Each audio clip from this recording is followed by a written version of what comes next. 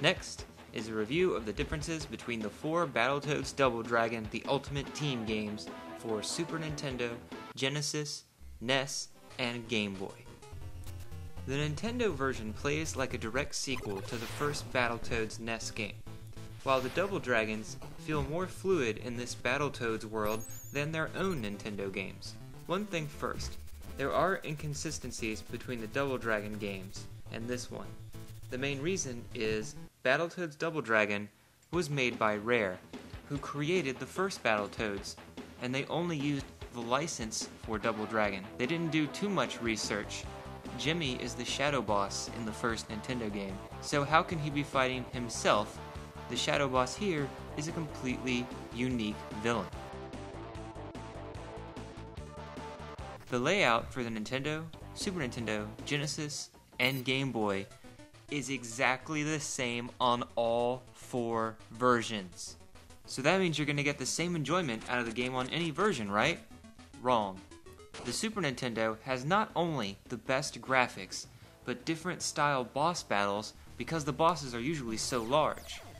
Also, the Game Boy game feels like the Super Nintendo, even the graphics seem to reflect it more than the NES. All 4 systems have an opening. In fact, they all use the same exact script.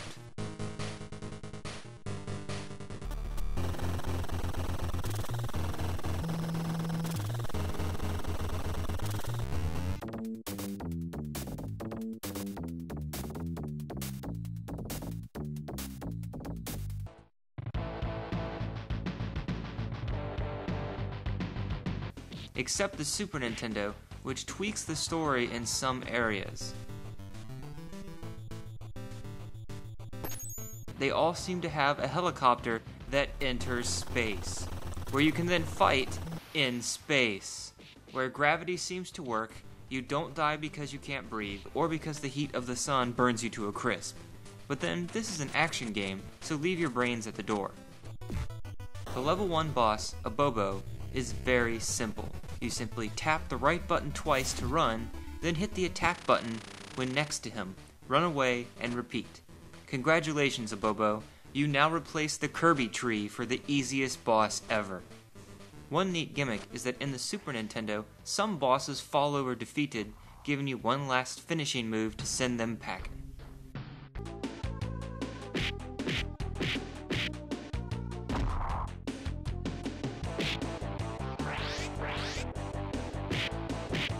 In level 2 of the Super Nintendo, you can hit the items.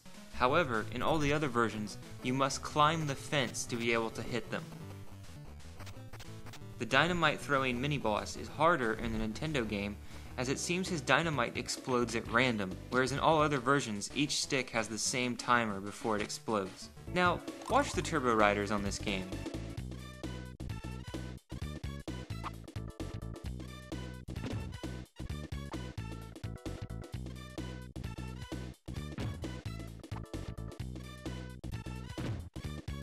Now, watch a clip from the original Battletoads. Notice a difference?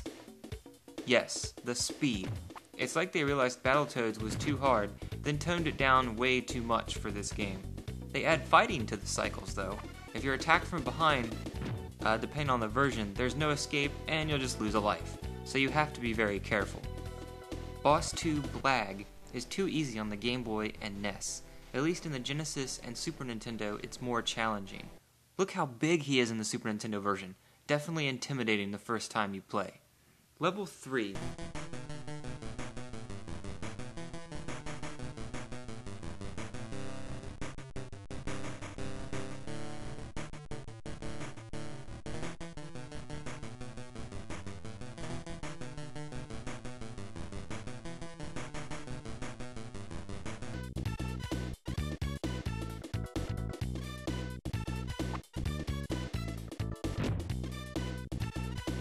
It's easy to get one-ups by hitting the same bird over and over again. In fact, the hit detection in this game is better than the NES, making the game more fluid and fun. Genesis is where it gets hard. The hit detection for the cameras is very poor. It's impossible to hit them accurately, even using your bell. You'll lose some lives just trying to attack. It's also very hard in the Genesis version to attach yourself to the cameras. as you have to jump above them and then fall down onto them, and they can shoot you in the time being. Whereas in all the other games, you just instantly latch onto them. The worst part of the Genesis, though, is that as soon as the last Raven dies, you can't get a 1-up by hitting him because the screen instantly scrolls downward. You have no time to attack the Raven because the next obstacle is already in front of you. And in the Game Boy, they removed the option to even get 1-ups entirely by just having the birds fall straight down. The Game Boy removed all cameras from the vertical levels, but kept them in the side-scrolling levels, whereas Ravens were kept in the vertical levels, but removed from all horizontal levels. Level 3 also has a part where you must dodge random energy beams. If you are on the Super Nintendo, you can just run before it fires, jump up, and kill the power. In the NES and Genesis, however, you have to slowly climb across and try to dodge them even though their pattern is random, while the Game Boy just lets you climb sideways incredibly fast, pretty much negating a reason for this area in the first place. Boss 3 in the Genesis is a big coward. He's always in the corner and he rarely comes after you. This means you have to come after him and get punched, losing lots of health. Or you can be patient and wait here 10 minutes or more. It's a really frustrating element to a fighting game.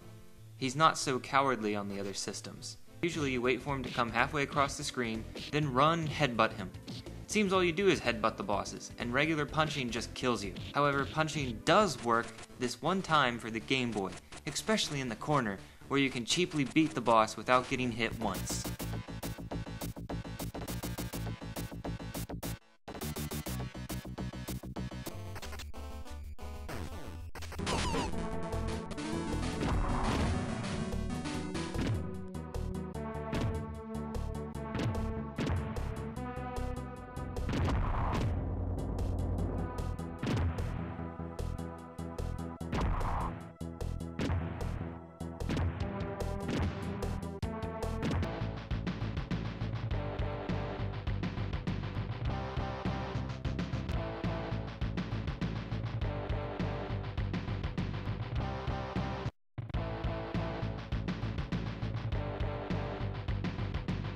The second and final vehicle in this game is the pod shooter. You basically play 3 stages of Asteroid, as the controls are the same way.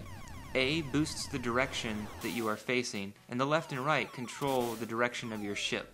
You then dodge mines and fight UFOs, and you finally attack the ship itself in a long boss battle, half of which you can avoid entirely by just letting the homing missiles take it down. The missiles like to miss every 4th time and just rotate in a circle over and over again.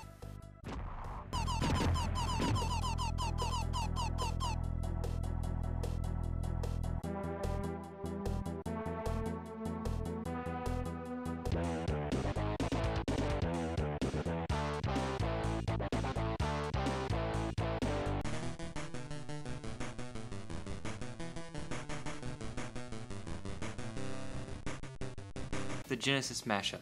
Look at the graphics from the Nintendo, the Game Boy, and the Genesis. The Super Nintendo, the creators of the Super Nintendo version were porting the Nintendo game onto this system, but you can tell they put a lot of effort into making things look good and tried some things while staying within the guidelines to make sure all levels look and play the same.